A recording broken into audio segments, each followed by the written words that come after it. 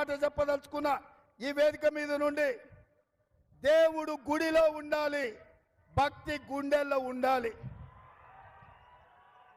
ఇవాళ నా హిందువులకు, నా ముస్లిం సోదరులకు నేను విజ్ఞప్తి చేయదలుచుకున్నా.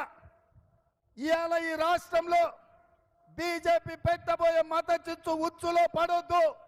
మన అందరం సోదరులం, మనందరం మన రాష్ట్రాన్ని కాపాడుకుందాం. మన రాష్ట్రంలో శాంతి భద్రతలను రక్షించుకునే బాధ్యత మనది.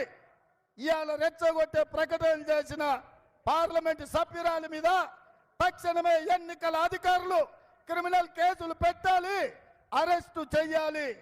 మతాన్ని అడ్డం పెట్టుకొని ఎన్నికల్లో ఓట్లు అడిగి ప్రజల్ని రెచ్చగొట్టడం తీవ్రమైన నేరం.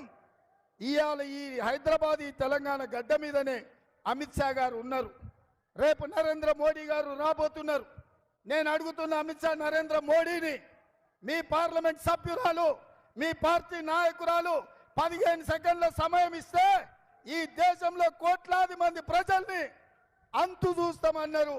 మీరు సమర్థిస్తున్నారా? మీరు శిక్షిస్తారా? ఒకవేళ మీరు సమర్థించకపోతే తక్షణమే మీ పార్టీ నుంచి బహిష్కరించండి.